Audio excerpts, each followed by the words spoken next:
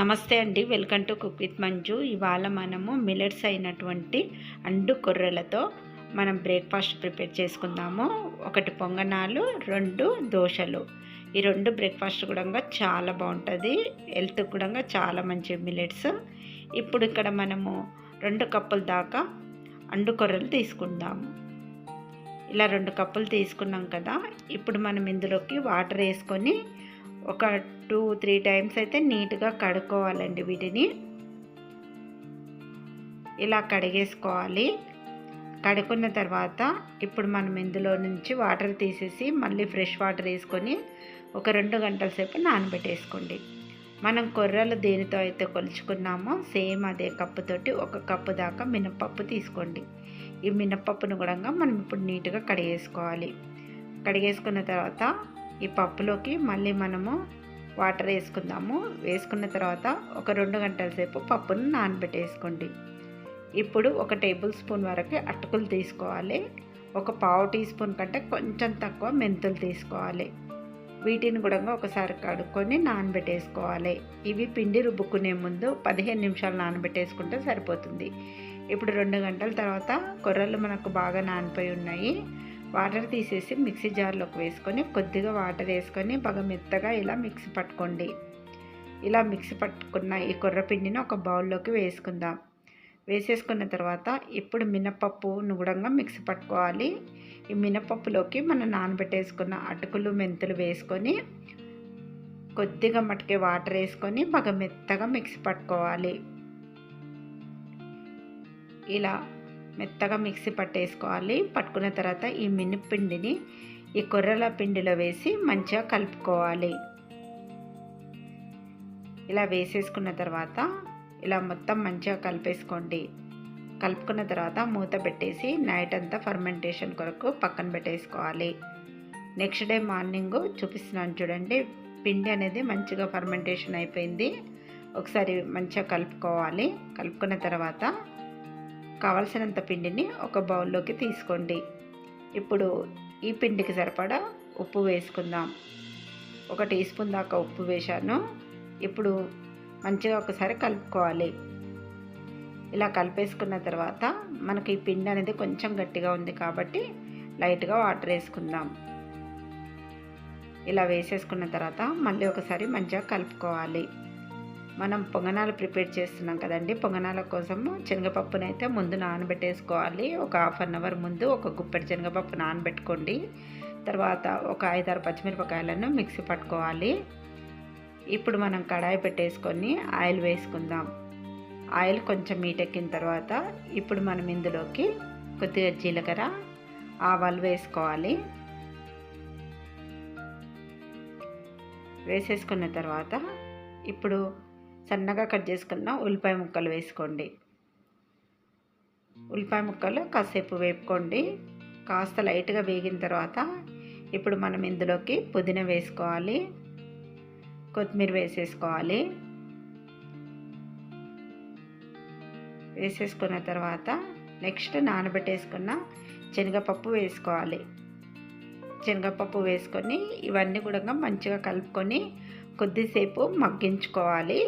కొంచెం colour change అయ్యేంత వరకు మగ్గిన తర్వాత ఇందులోకి పచ్చిమిరపకాయలు మిక్సీ పట్టుకున్నాం కదా, ఆ పేస్ట్ వేసేసుకొని మంచిగా కలుపుకోవాలి. కలుపుకున్న తర్వాత ఇలా మగ్గియండి కాసేపు. ఇప్పుడు ఈ పిండి ఉంది కదా, ఈ పిండిలో వేసేసుకోవాలి. ఇలా వేసేసుకున్న తర్వాత మంచిగా కలుపుకోవాలి.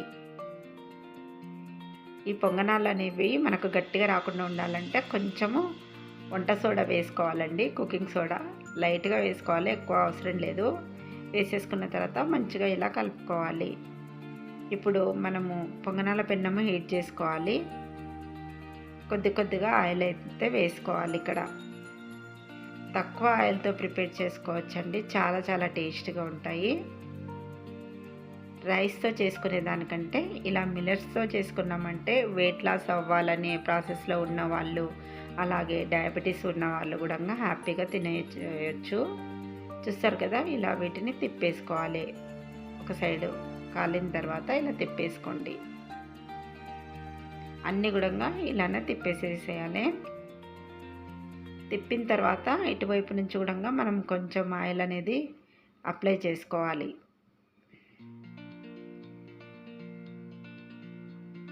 ఇప్పుడు ఇటు నుంచి కూడా 1 టీ స్పూన్ ఆయిల్ వేసుకుందాం.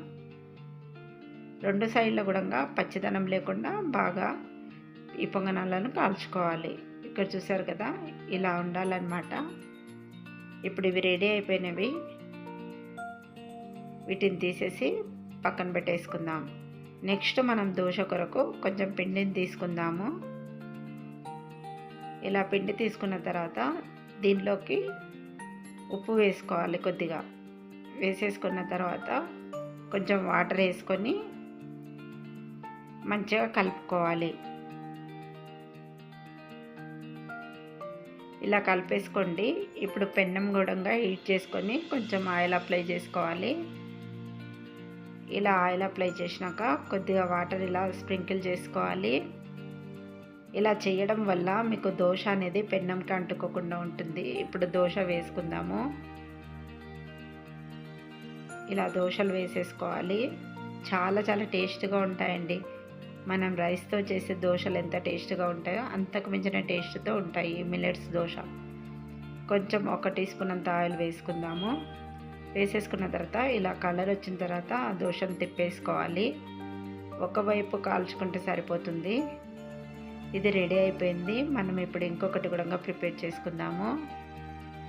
చాలా చాలా బాగుంటాయి. టేస్ట్ అయితేనంటే పిల్లలు కూడా ఇష్టంగా తింటారు. ఇప్పుడు ఇలా వేసేసుకున్న తర్వాత కొంచెం కాలనివ్వాలి. తర్వాత 1 టీ స్పూన్ అంత ఆయిల్ వేసుకోండి. ఇప్పుడు దోశ కొంచెం బ్రౌన్ కలర్లోకి లైట్గా మారినప్పుడు మనం తిప్పేసుకోవాలి. ఇప్పుడు ఈ దోశను తిప్పేసుకుందాము. ఇటు నుంచి కూడా కొంచెం ఆయిల్ అనేది వేసుకొని 2 సైడ్ల కూడా క్రిస్పీగా అయ్యేంత వరకు కాల్చుకోవాలి. చూసారు కదా, ఇప్పుడు మనకి ఈ దోశ కూడా రెడీ అయిపోయింది. నెక్స్ట్ మనం ఇప్పుడు పల్లీ చట్నీ ప్రిపేర్ చేసుకుందాం. 1 కప్పు దాకా పల్లీలు తీసుకున్నాను. పల్లీలను మంచిగా వేపుకోవాలి. పచ్చిదనం లేకుండా బాగా దూరగా పల్లీలను వేపుకోవాలి. బాగా చల్లారిన తర్వాత పొట్టు తీసుకోవాలి. ఇలా మిక్సీ జార్లోకి వేసుకోండి. తర్వాత ఇందులోకి కొన్ని ఎండు కొబ్బరి ముక్కలు వేసుకోవాలి. తర్వాత ఒక 4-5 పచ్చిమిరపకాయలు వేసుకోండి. నెక్స్ట్ ఇందులోకి కొన్ని వెల్లుల్లిపాయలు వేసుకోవాలి. తర్వాత కొద్దిగా చింతపండు వేసుకోవాలి. వేసుకున్న తర్వాత ఇందులోకి కొంచెం కొత్తిమీర వేసుకోండి. వేసేసుకున్న తర్వాత రుచికి సరిపడా ఉప్పు వేసుకోవాలి. వేసుకొని ఇప్పుడు మనం మిక్సీ పట్టుకుందాము. ఇలా ఒకసారి మిక్సీ పట్టుకున్న తర్వాత వాటర్ వేసుకొని మెత్తగా ఇలా మిక్సీ పట్టుకోవాలి. గట్టిగా కావాలంటే ఇలా ఉంచేసేయండి. ఇప్పుడు మనం పోపు వేసుకుందాం. ఆయిల్ వేసుకొని ఇప్పుడు ఇందులోకి కొంచెం ఆవాలు జీలకర్ర వేసుకుందాము. తర్వాత కొద్దిగా మినపప్పు వేస్తున్నాను. నెక్స్ట్ ఒక 2 ఎండుమిరపకాయలు వేసుకోవాలి. కొంచెం పసుపు వేసాను. తర్వాత ఇక్కడ మనం కొద్దిగా కరివేపాకు వేయాలి. తర్వాత ఇంగువ, టేస్ట్ చాలా బాగుంటుంది ఇంగువ వేసుకోవడం వల్ల. ఇప్పుడు పోపు బాగా రెడీ అయిపోయింది కదా, పచ్చళ్ళలో వేసుకోవాలి. మీరు గట్టిగా కావాలంటే పచ్చడి ఇలా ఉంచేసేయండి, లేదంటే కొంచెం వాటర్ కలుపుకోవచ్చు.